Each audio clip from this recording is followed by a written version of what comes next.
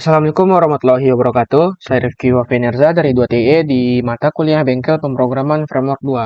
Kali ini saya akan menjelaskan tentang bagaimana cara menggunakan backend as a service atau menggunakan service-service backend untuk diambil API-nya yang akan diimplementasikan ke front-end. Nah, kemudian saya juga akan membahas tentang bagaimana cara menggunakan empty state dan juga loading ketika kita sedang fetch data. Nah, pertama-tama saya akan menunjukkan terlebih dahulu bagaimana cara kerja backend as a service atau BAAS. Nah, jadi di sini untuk service yang digunakan adalah service dari Supabase, yang mana Supabase ini berfungsi sebagai backend, dan juga di sini ya, kita juga bisa membuat table yang mana nantinya akan berfungsi sebagai database kita yang dapat dipanggil menggunakan API. Nah, sebagai contoh di sini kita buka terlebih dahulu table editor, dan juga untuk bahasa query yang digunakan pada Supabase ini adalah query SQL, jadi sangat umum dan mudah digunakan. Kemudian setelah kita buka table editor, kita bisa cek di sini.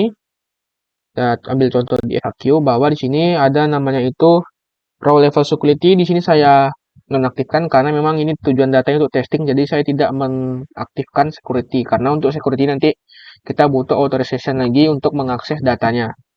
Nah, ketika kita ingin create table, kita bisa tambahkan add column di sini sebagai contoh saja. Lalu ketika add column itu sudah dibuat, kita bisa isi nama kolomnya, misalnya di sini 3 nama kolomnya, terus di sini juga bisa kita pilih tipe datanya gitu. Misalnya kita ingin menggunakan tipe data integer, ataupun kita ingin menggunakan varchar, ataupun kita ingin menggunakan teks. Sama seperti SQL pada umumnya. Nah, kemudian untuk insert datanya juga sama. Di sini kita bisa langsung insert data dengan klik tombol insert di sini. Kemudian ada insert row, lalu kita bisa memasukkan datanya berdasarkan atribut-atribut ataupun kolom yang sudah ada. Jadi kita tidak perlu ribet-ribet untuk menggunakan API-nya agar datanya bisa masuk. Kita bisa langsung masuk ke sini, langsung memasukkannya ke dalam sini terlebih dahulu. Nah, kemudian di sini untuk pemanggilan API-nya itu kita bisa lihat di project setting. Di sini ada docs API. Nah, di sini kita bisa menggunakan link main-nya ataupun link utamanya adalah link yang ada di sini. Kemudian untuk API keys kita bisa ambil di sini. Yang mana API keys ini nilainya unik untuk masing-masing user. Jadi nanti masing-masing API itu ditandai sebagai unik berdasarkan API key yang ada di sini. Nah, kita lanjut ke pemanggilannya menggunakan request. Di sini saya menggunakan Thunder Client. Nah, kita bisa coba pertama-tama untuk post terlebih dahulu data di sini. Saya sudah punya linknya. Sebagai tambahan tadi dari link base-nya, link utama itu kan seperti ini. Kita bisa tambahkan slash res slash v1, kemudian kita bisa tambahkan slash table-nya. Jadi untuk format umumnya seperti ini, res v1 lalu diiringi dengan nama table. Nah, kemudian untuk headers-nya kita bisa tambahkan di sini ada yang namanya itu API key yang kita dapatkan dari sini tadi. Kemudian ada juga untuk authorization bearer-nya menggunakan API key yang tadi. Lalu ada content type JSON agar kontennya itu terbaca sebagai JSON. Nah, kita bisa tambahkan data baru dengan isi question halo dengan answer ya di sini untuk FAQ-nya. Kita bisa send, coba untuk post datanya. Nah, statusnya 201 created. Untuk mengeceknya masuk apa tidak, kita bisa langsung gunakan metode get ke URL yang sama. Jadi contoh di sini saya send. Nah, masuk di sini dengan ID 9 untuk question halo dan answernya ya. Nah, tadi kan sudah get dan post ya. Get untuk ngecek data dan juga post untuk memasukkan atau insert data. Sekarang kita akan mengubah data menggunakan patch. Nah, untuk patch ini ada sedikit tambahan di bagian parameter URL-nya.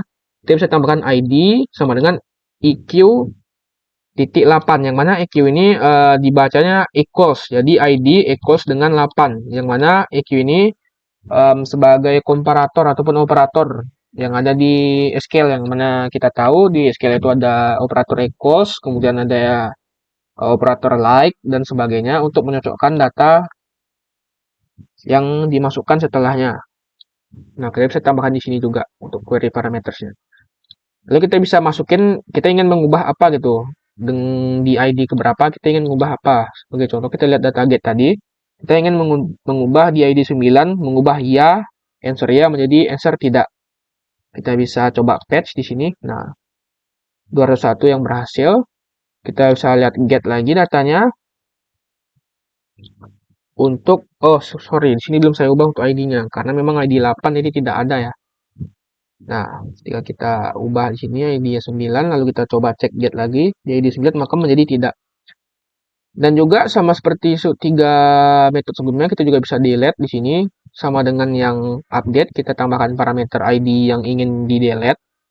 Lalu di sini karena metodenya delete, jadi metode delete itu tidak mengaccept atau menerima body, jadi kita bisa langsung send saja requestnya, maka nah seterusnya berhasil, dan ketika kita get lagi data dengan ID 9 sudah tidak ada. Nah, mungkin itu sebagai contoh ataupun testing menggunakan Thunder Client untuk API-nya. Kita lanjut ke pembahasan di codingannya. Di sini saya menggunakan file baru dengan nama Supabase Service, yang dimana di sini punya beberapa props, ada props table, method, dan juga data. Nah, untuk API key-nya tadi sudah diambil dari website tadi ya, sama. Kemudian juga di sini ada URL-nya yang mana kita mengambil dari props data untuk table yang akan dipakai nantinya. Lalu di sini kita ada headers yang dikirimkan tadi, seperti di contoh ya. Untuk masing-masing request itu harus ada headersnya. Kemudian juga kita gunakan Next.js untuk try, yang mana responsnya ini akan ditangkap berdasarkan metode dari Next.js ini menggunakan URL yang ini, lalu metode dari parameternya yang default itu setnya get ya. Kemudian ada headers dari sini dan data yang dikirimkan jika ada. Kalau datanya nggak ada, maka dia akan berbentuk null. Lalu kita return responsnya tersebut. Kemudian ketika terjadi error, maka kita akan catch dan throw errornya tersebut ke dalam respons datanya. Nah, untuk implementasinya saya ambil contoh di beberapa, atau kita coba demokan ke empat-empatnya saja, karena di sini ada 4 menu yang saya gunakan untuk table ini. Ada 2 menu baru, yaitu pricing dan katalog. Sisanya karena memang tidak ada keperluan lagi untuk menu-menu lainnya menggunakan database ataupun API. Jadi saya hanya mengubah yang sudah ada, yang sebelumnya JSON menjadi menggunakan API. Sebagai contoh di sini katalog. Nah, untuk penggunaan empty state ini, jadi empty state ini berfungsi untuk menampilkan bahwa ketika datanya itu tidak ada, dia akan mereturn empty state ini. Yang mana isinya bahwa data itu tidak ada. Gitu. Nih, untuk default text-nya itu belum ada data. Lalu kemudian sebentar di sini untuk return masing-masing komponennya di sini. Saya gunakan use effect seperti kemarin. Jadi ketika dia pertama kali di load, maka akan dipanggil menggunakan Next.js ini yang menggunakan metode Supabase Service tadi ya, yang menggunakan Next.js. Lalu kita masukkan parameter table-nya dan juga metodenya itu get. Lalu kita set katalognya itu. Jadi data yang sudah di return dari service ini. Lalu kita catch errornya dan kita set loadingnya itu false. Nah, kita lihat di sini. Untuk loadingnya itu akan muncul ketika dia sedang menggunakan function fetch catalog ini. Dan kemudian finally-nya akan di-set menjadi false. Lalu untuk errornya itu juga akan diambil dari set error di sini. Jadi ketika ada pesan error, dia akan tampil di tampilannya. Seperti itu.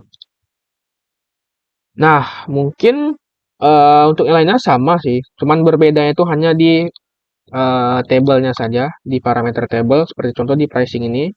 Tuh hampir sama ya, bedanya cuma di table, ada juga empty state dan juga loading serta spinnernya.